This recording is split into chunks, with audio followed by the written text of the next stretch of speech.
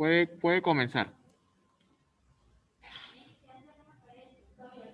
Ok, buenas tardes.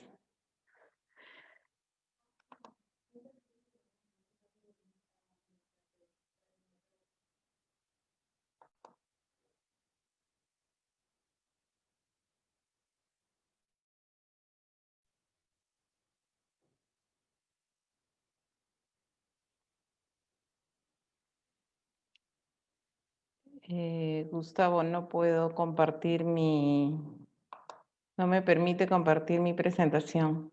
Ok. Buenas tardes, mucho gusto. Soy la licenciada Consuelo Kobayashi, gerente general de Ambulancias Delta Heart.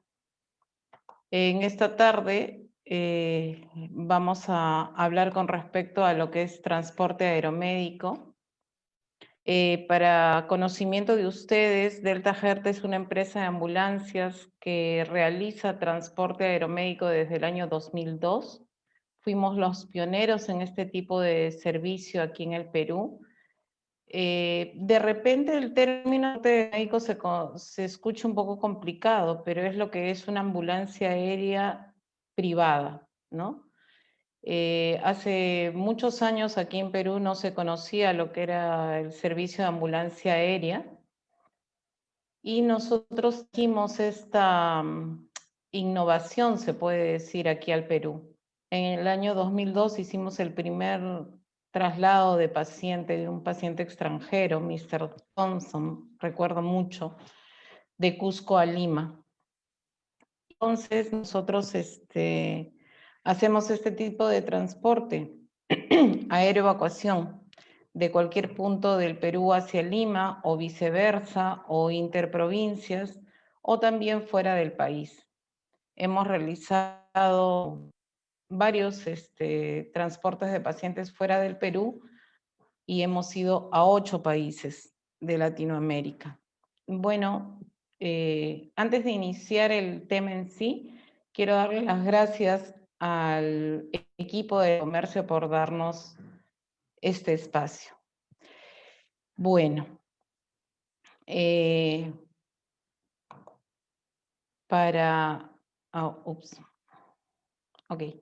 Para iniciar vamos a hablar de lo que es la cadena de aeromédico o cómo se realiza una evacuación aérea de un paciente. Hay dos tipos de transporte aeromédico que lo vamos a ver ahora, pero el que usualmente hacemos nosotros es el que inicia o se origina en un hospital o clínica en la ciudad de origen y que va al hospital o clínica de la ciudad de destino. Aquí en Perú, bueno, lamentablemente nuestro sistema de salud es bastante centralizado, con excepción de algunas ciudades en las que ya el sistema de salud se ha desarrollado con bastante éxito, pero aún así seguimos teniendo ciudades que son centro de otras, ¿no? Por ejemplo, en las regiones usualmente tenemos en el norte, por ejemplo, La Libertad, específicamente la ciudad de Puerto, una ciudad una ciudad de destino para los traslados de pacientes, así como por ejemplo tenemos también Cusco, Arequipa, que se han vuelto destino para otras provincias del sur del país. Entonces, la cadena de transporte aeromédico es simple. Se inicia en el hospital o clínica de origen. Primero nosotros llegamos a esta ciudad con todos nuestros equipos, con el personal que va a evacuar al paciente. El equipo aeromédico consta de 3 personas. Del médico, el enfermero y o asistente de vuelo.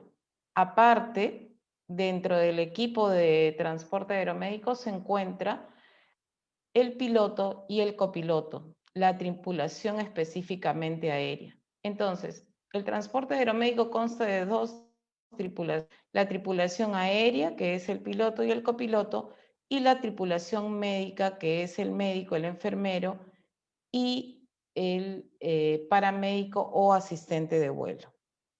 Nosotros llegamos a la ciudad de origen, nos dirigimos al hospital de origen, estabilizamos a nuestro paciente con nuestros equipos y transportamos al paciente en ambulancia terrestre hacia el aeropuerto de la ciudad de origen para hacerlo nuevamente dentro del avión y hacer al avión ambulancia aérea con nuestros equipos y todo.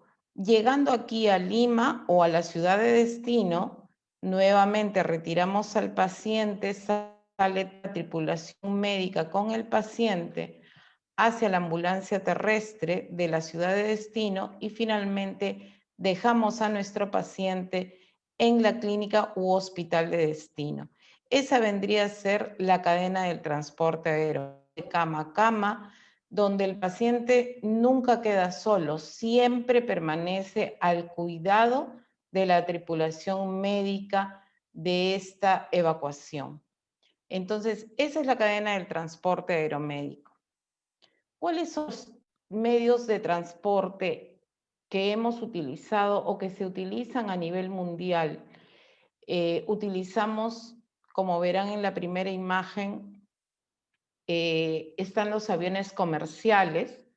Aquí también en Perú aviones comerciales, pero tiene sus pros y sus contras. La primera imagen es un Boeing A380. Estos aviones son bastante grandes, los tiene Lufthansa, KLM y alguna aérea más, que lamentablemente ese tipo de aviones no llegan aquí al Perú. Nosotros hemos hecho varios conexiones que le llamamos el flight to flight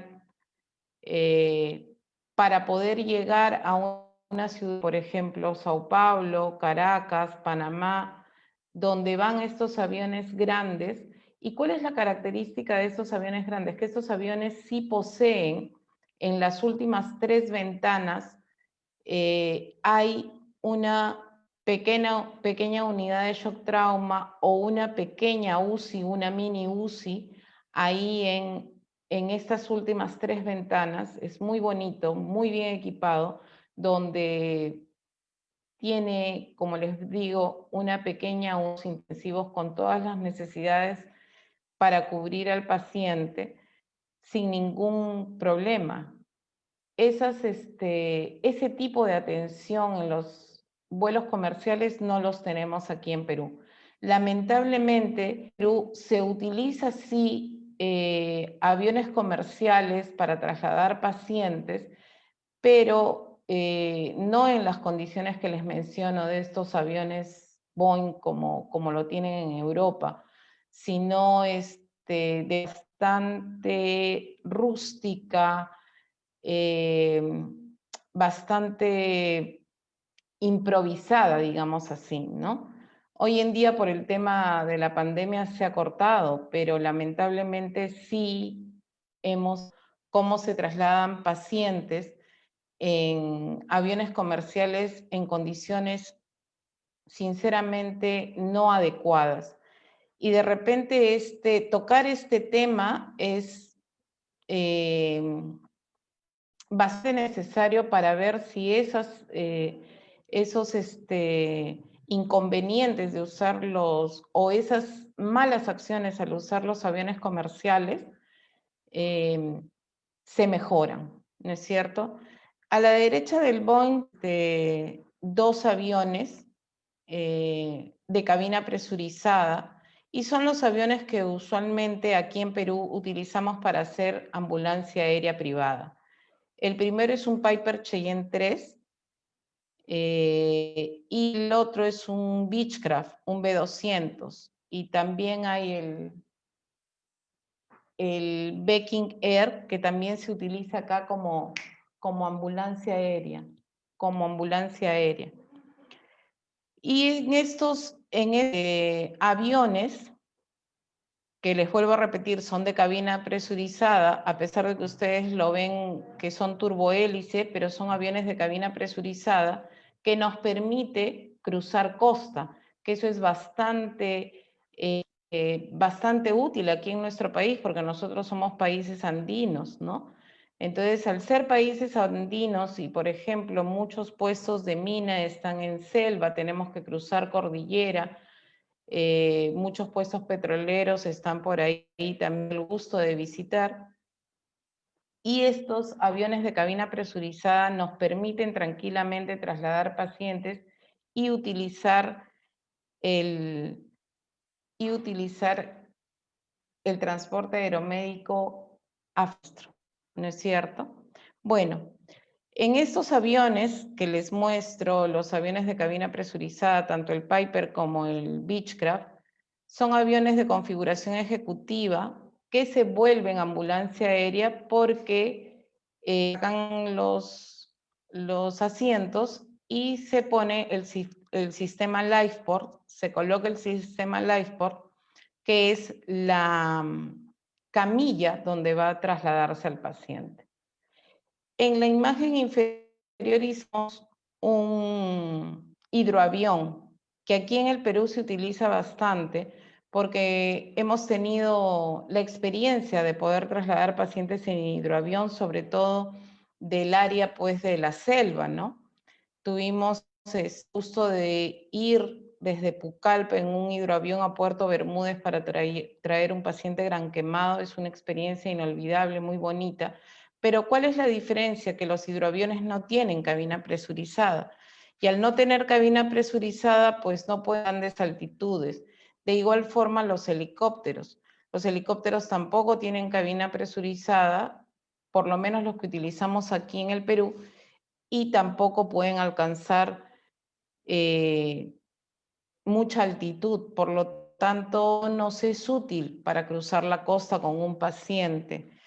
¿Y por qué no nos es útil? Porque tenemos que cuidar mucho el tema de presurizaciones, de diferenciales de presión, porque podemos caer en que si elevamos más, haya un daño y se vuelva una enfermedad pues por compresión o descompresión.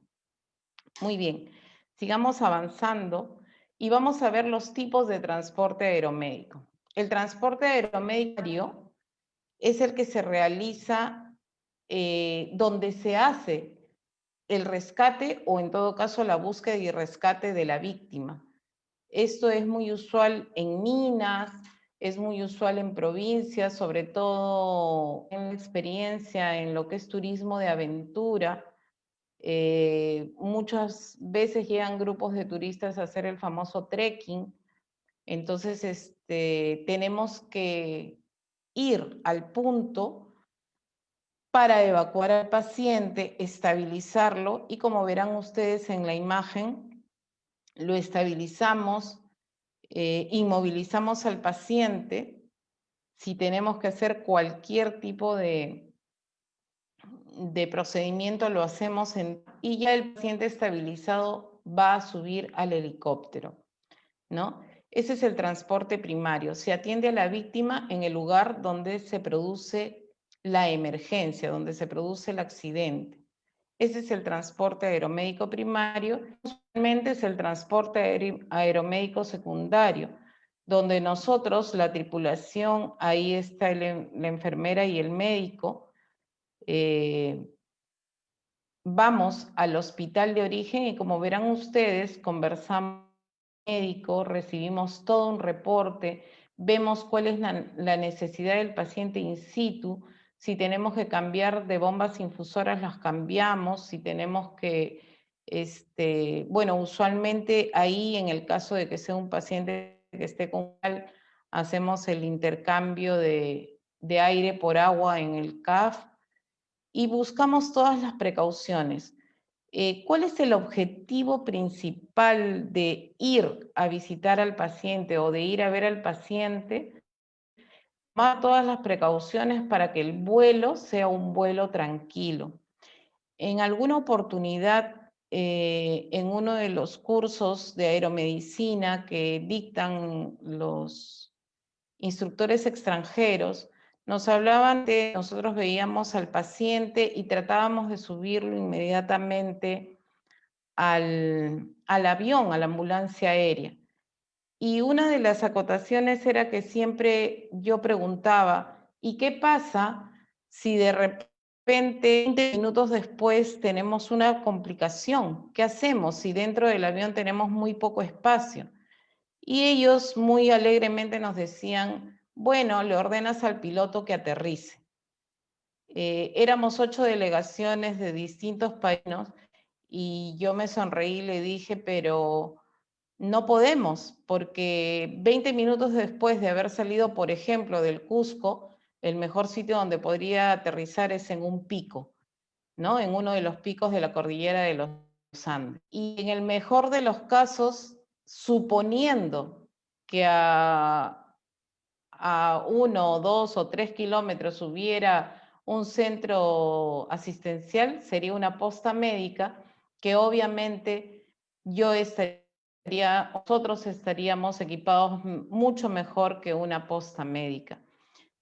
Lo que pasa es que los instructores de aeromedicina están acostumbrados pues de que ellos aterrizan y a los 5 minutos o menos tienes un hospital memorial que tiene todas las comodidades y recursos para poder atender a un paciente, lo que nosotros como países tercermundistas y andinos no tenemos. Entonces, lo ideal es ir a ver al paciente, evaluar adecuadamente la situación, estabilizarlo con nuestros equipos, buscar o proyectarse a utilizar todos los recursos que tienes para utilizar para que el vuelo de retorno o el vuelo a la ciudad de destino sea lo más cómoda, placentera y segura posible para nosotros como tripulación médica. Muy bien, ¿cuáles son las afectaciones psicológicas que va a ocasionar este tipo de traslado? Yo siempre difiero con personal de tierra porque siempre escuchaba que decían los médicos intensivistas, las colegas intensivistas, los médicos emergenciólogos, las colegas emergenciólogas, que decían, pero es facilísimo tu trabajo porque simplemente lo subes y te vas. Y no, no es así, porque en tierra no tenemos los problemas que tenemos en el aire. Y acá se los he más o menos descrito. Por ejemplo, tenemos menor disponibilidad de oxígeno. Al haber un cambio de presión, de presiones atmosféricas, la disponibilidad de oxígeno es menor. Por lo tanto, debemos de tener la precaución que nuestros pacientes siempre deben de viajar con un suplemento de oxígeno, lo requieran o no, sobre todo al momento del decolaje, o sea, al momento del despegue y al momento del aterrizaje. ¿Por qué es un suplemento de oxígeno en estos dos momentos del traslado?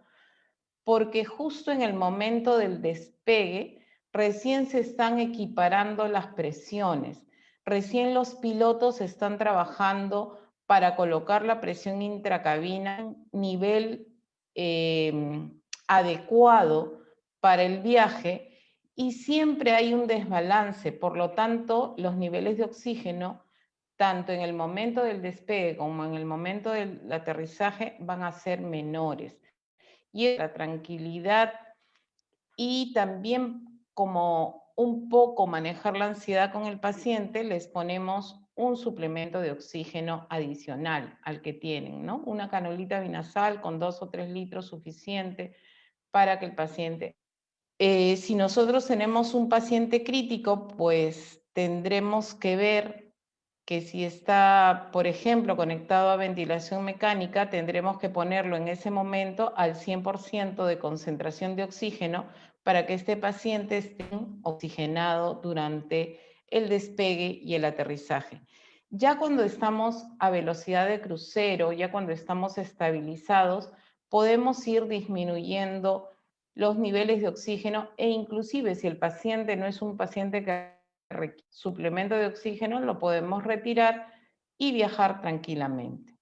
La expansión y compresión de gases. ¿Qué cosa es esto? Recuerden que nosotros tenemos muchos órganos huecos, como por ejemplo el estómago, los intestinos, que usualmente llenan de gases, muchas veces por el tipo de alimentación o simplemente por la enfermedad o el diagnóstico que tiene nuestro paciente.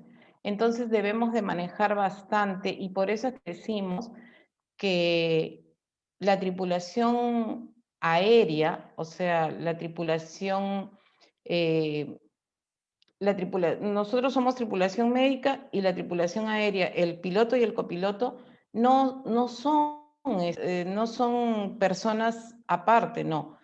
Ellos también forman parte de nuestro equipo porque tenemos que conocerlos, conversar, solicitarle muchas veces que la presión intracabina sea bastante cercana a costa, que no se eleve tanto la presión intracabina para poder manejar bastante esta expansión y compresión de gases. Por ejemplo, si nosotros estamos en Cusco, que más o menos estamos por los 2.800, 2.900 del mar, la presión atmosférica es bastante menor a la de costa.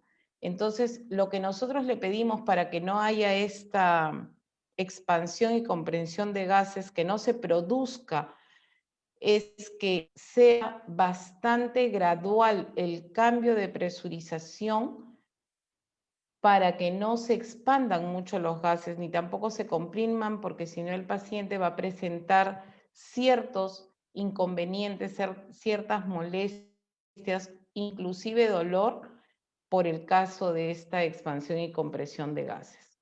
La hipotermia o la baja de temperatura se va a ver afectada porque de por sí dentro de la cabina, la temperatura dentro de la cabina es más baja, entonces tendremos que decirle a nuestra tripulación aérea que por favor caliente la cabina, que sí se puede solicitar.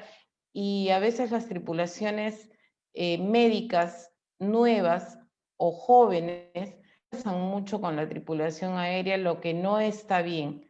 La tripulación aérea con la tripulación médica deben de trabajar en equipo para poder brindar adecuadamente este tipo de servicio que es el transporte aeromédico.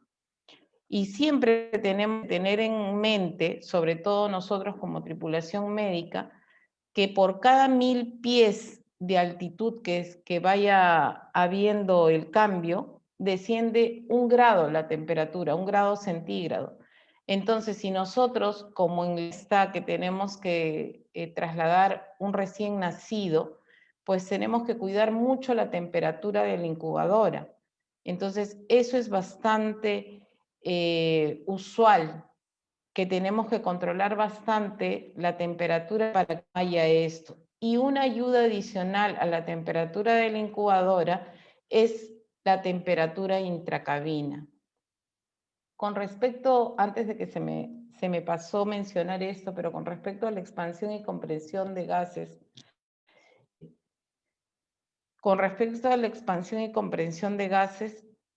también debemos de tener en cuenta que si los pacientes tienen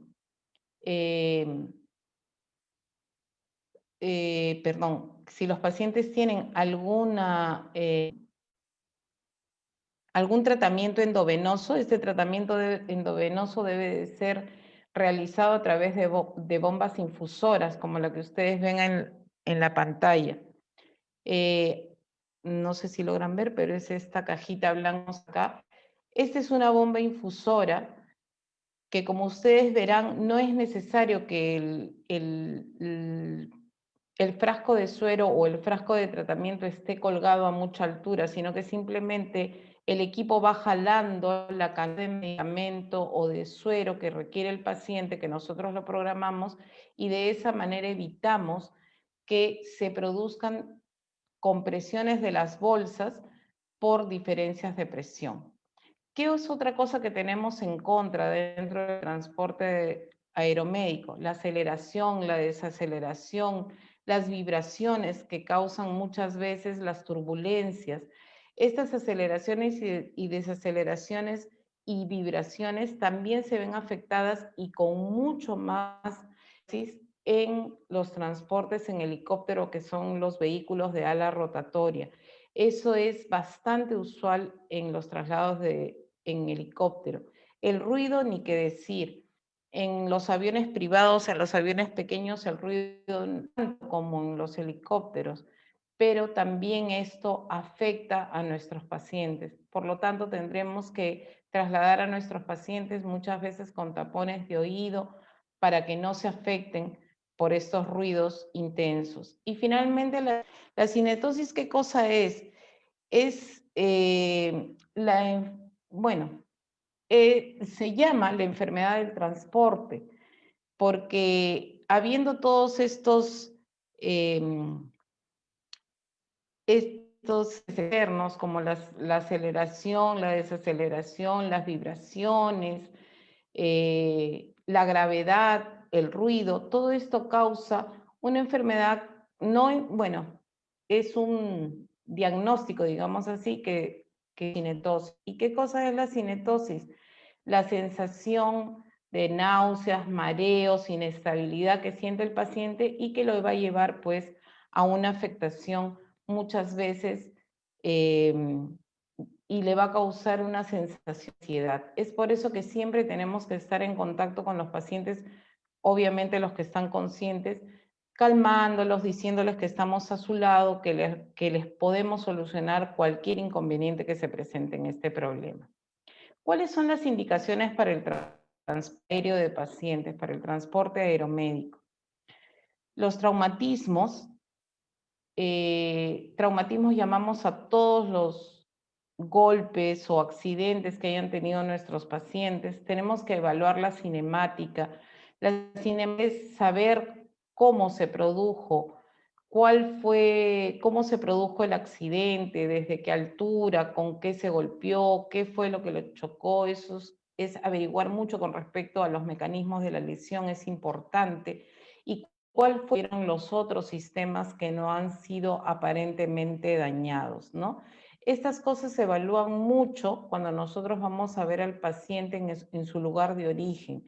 Evaluamos radiografías, y digo evaluamos porque a pesar de que yo soy enfermera, no solamente estos medios de diagnóstico los evalúa el médico, nosotros los enfermeros también evaluamos para saber cómo, dónde, qué hacer con nuestro paciente, dónde tocar, dónde no llegar a hincar al paciente. Entonces, ese trabajo es bastante en equipo entre médico, enfermero, paramédico y la tripulación aérea. Los pacientes con traumas múltiples con fracturas múltiples, que tenemos en condición crítica. ¿Y a qué le llamamos específicamente condición crítica? Son pacientes pues que para trasladarlos necesitamos conectarlo a un ventilador que respira, a un equipo que respira por ellos, que es el ventilador mecánico, que necesitamos trasladarlo con medicamentos en infusión a través de bombas o de equipos que infunden los tratamientos. Por eso es que ponemos pacientes con trauma múltiple o politraumatizados en condición crítica que están estabilizados a su condición clínica. Y poner estabilizados a su condición clínica es bastante importante, porque algo que tenemos que tener en cuenta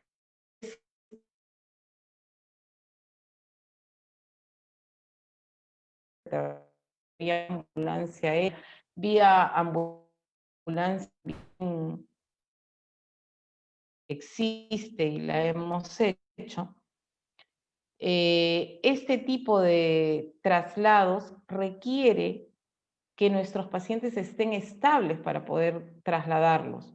No es que yo voy y porque me dicen y yo voy a coger al paciente como esté y lo voy a sacar. No. El objetivo del servicio prehospitalario es trasladar a un paciente para que llegue a un mejor lugar de atención, a un mejor nivel de atención. Cumplir el objetivo tenemos que trasladar pacientes estables a su condición clínica. Si no están estables, mejor no lo traslades. Quédate, trabaja con el equipo de tierra, estabiliza a tu paciente y luego proyéctate al traslado. Si no está estable, es mejor no trasladar. Los diagnósticos cuyo manejo sobrepasan los recursos locales definitivamente se tienen que trasladar, tenemos que trabajar en tierra con los equipos que llevamos y trasladarlos, y obviamente necesita un soporte avanzado, ya sea clínico o quirúrgico, definitivamente se tiene que trasladar. ¿Cuáles son los contras para realizar transporte aeromédico? ¿Cuáles son las contraindicaciones? Los pacientes en paro cardiorrespiratorio, perdón, los pacientes en paro cardíaco o en paro respiratorio o en paro cardiorrespiratorio que no responden al proceso de reanimación avanzada, los pacientes contaminados con materiales peligrosos, los pacientes psiquiátricos o en agitación psicomotriz, y a esto le añadimos las crisis de pánico o ansiedad que tienen algunos pacientes no quieren volar, no les gusta volar y simplemente prefieren o se niegan a esto. Entonces tenemos que conversar mucho con ellos, muchas veces darles algún ansiolítico para que puedan viajar, y siempre que viajen con un familiar que les dé esa actividad. Hay que evaluar el riesgo-beneficio para trasladar pacientes con traumatismos vértebros medulares, ya que las vibraciones o movimientos del transporte en ala rotatoria pueden afectar estas lesiones. En todo caso, evaluar el paciente permanezca en el lugar de origen, y si no hay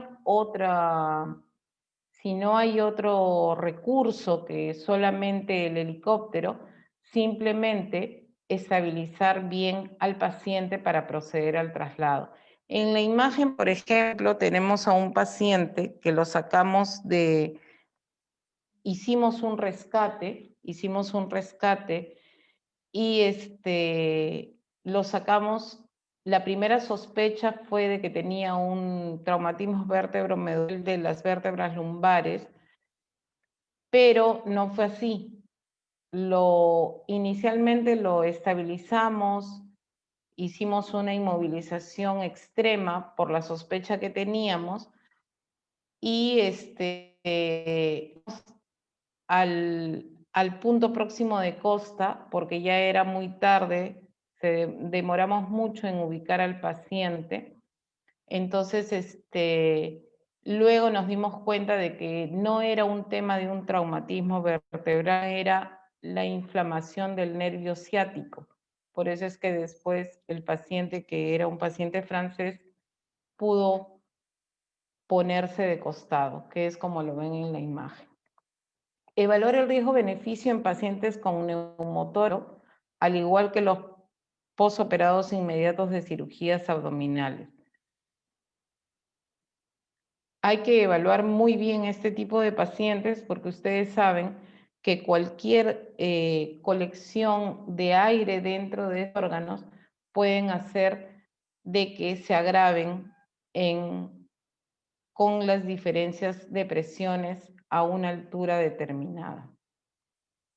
Muy bien. Ya estamos llegando casi al final de la exposición, así que me voy a tomar de repente unos minutos, le voy a robar unos minutitos más para poder terminar, pero ya estamos al final. Vamos a hablar de las consideraciones especiales para el transporte aeromédico. Pacientes con tubos de drenaje torácico tienen que permanecer en su lugar, no hay que retirarlos ni tampoco tener temor de trasladar pacientes con drenaje torácico. ¿Cuál es la precaución? Que para evitar este tema de las diferenciaciones de presión, tenemos que clampar los drenajes en el momento del despegue y en el momento del aterrizaje. Pacientes con anemia severa o post-shock hipovolémico, tenemos que verificar que el hematocrítico mínimo, ese es el hematocrítico mínimo con el que debemos de viajar. Si tenemos un paciente con un hematocrito en 8, es muy riesgoso. Mínimo el perdón, discúlpenme. Hay un error en el escrito, perdón. La hemoglobina mínimo debe de ser 10, el hematocrito mínimo debe de ser 30. Disculpen el error, pero La hemoglobina mínima para un viaje, para un transporte aeromédico, debe de ser mínimo 10. Si queremos jalar un poco más, hemos trasladado, si hemos tenido experiencias de trasladar pacientes con hemoglobina, eso lo hemos hecho. Pero el mínimo por protocolo es 10. ¿Ok? Hematocrito 30. Hay que hacer esa salvedad.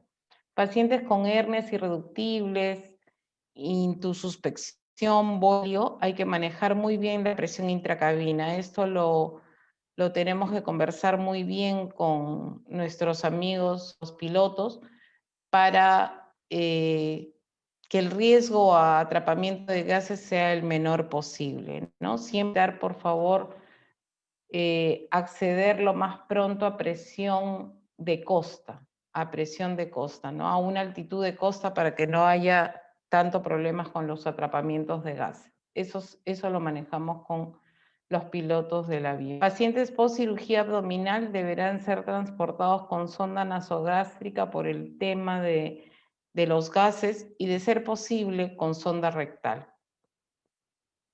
Otras consideraciones especiales: los pacientes con colostomías tienen que ir con una bolsa limpia y durante todo el traslado pues verificar que la bolsa no se llene de aire, y si se llena, tratar de evacuar ese aire.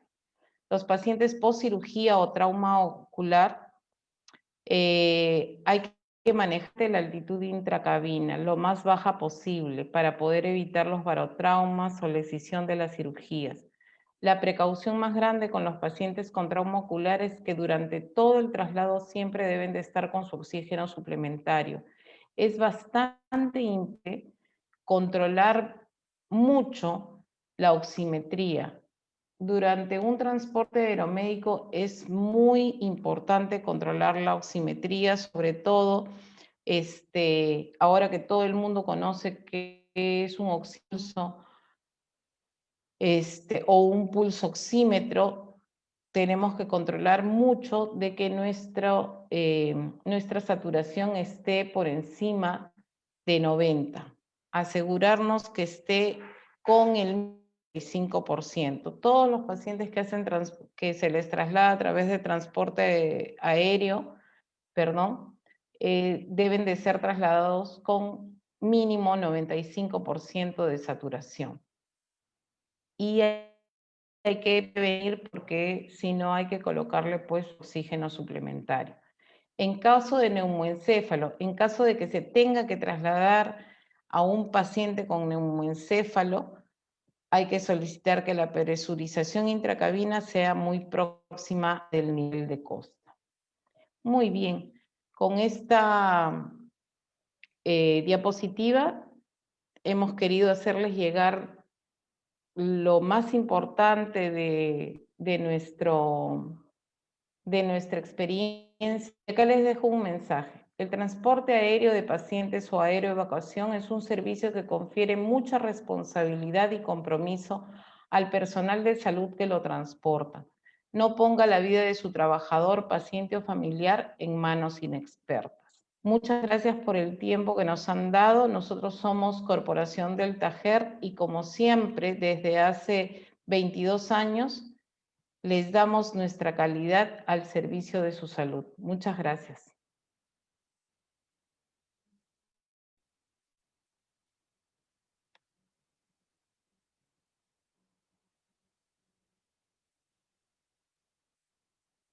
Excelente, doctora. Ya estamos fuera de la